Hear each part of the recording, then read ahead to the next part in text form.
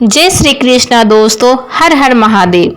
जीवन में सब कुछ पास होने के बावजूद भी अकेलापन क्यों महसूस होता है? किसी के पास अगर सब कुछ है फिर भी उसे अकेलापन महसूस हो रहा है तो उसके कई कारण हो सकते हैं, अनेकों कारण हो सकते हैं। पर अगर जनरल आंसर दिया जाए तो यह है कि व्यक्ति के पास कोई सार्थक लक्ष्य नहीं है, इसलिए ही उसको अकेलापन महसूस होता है। दोस्तों, आगे बढ़ने से पहले अगर अभी तक हमारे YouTube चैनल पर नए हैं तो चैनल को सब्सक्राइब कर ले, कमेंट्स में जय श्री कृष्णा जरूर लिखें। तो चलिए दोस्तों जानते हैं। दूसरी कारण यह है कि व्यक्ति हमेशा बाहर के कर्मों के लिए जीवन व्यतीत कर देता है। बाहर के काम अर्थात पैसा, परिवार सब पर ध्यान देता है, परंतु खुद पर ध्यान नहीं देता है। इसलिए भी व्यक्ति को बहुत अकेलापन फील होता है। इसलिए आध्यात्मिकता में सबसे पहला पाठ सिखाया जाता है कि मैं कौन हूँ। भारतीय संस्कृति में भी मैं कौन हूँ का, मैं आत्मा हूँ का ज्ञान बहुत विस्तृत रूप से दिया गया है। और आज तो वेस्टर्न साइंस भी इस बात को जानती हैं और इस पर प्रैक्टिस करके बहुत फायदे ले रही है। क्योंकि जब हम अपने आप को जानते हैं, अपनी शक्तियों की प्रैक्टिस करते हैं तो हमें लगातार अखुट शांति, प्रेम, आनंद, शक्ति इत्यादि बहुत से गुणों का अनुभव होता है।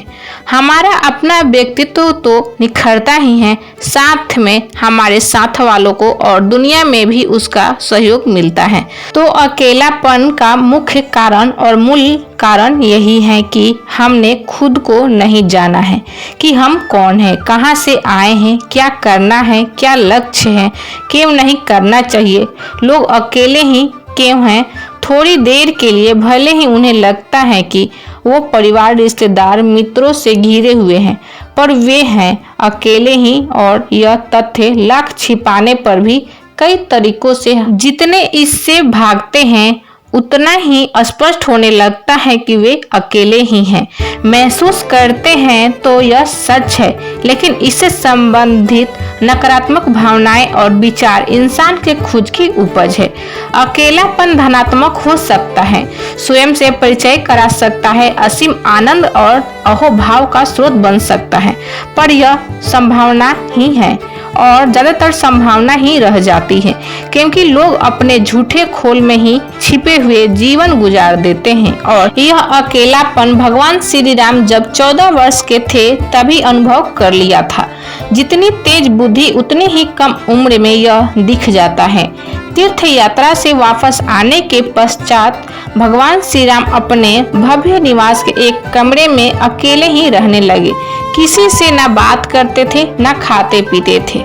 तब महर्षि वशिष्ठ ने उपदेश देकर उन्हें बताया कि यह अकेलापन क्यों है और इसका हल ध्यान और आत्मज्ञान में है।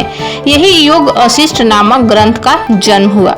फिर श्री राम ने जो किया वह तो इतिहास है, पर सभी में यह श्रद्धा जन्म लेती है।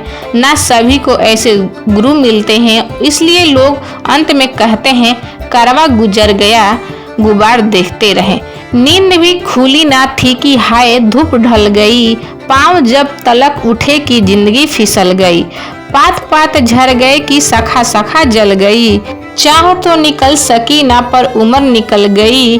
गीत अश्क बन गया, छंद हो दफन गए, साल के सभी दिए धुआं धुआं बन गए और हम झुके झुके मोड़ पर रुके रुके। उम्र के चढ़ाव का उतार देखते रहे, करवा गुजर गया, गुबार देखते रहे। गुबार देखना नियति नहीं है, आवश्यक नहीं है, पर लोग अपने गुबार देखने के दृढ़ निश्चय की वजह से गुबार देखते रह जाते हैं। इसमें किसी का दोष नहीं है। दोस्तों, जानकारी अच्छी लगी तो वीडियो को लाइक करें, ज़्यादा से ज़्यादा शेयर करें। चैनल पर नए हैं तो चैनल को सब्सक्राइब करें और कमेंट्स में जय श्री कृष्णा लिखना ना भूलें।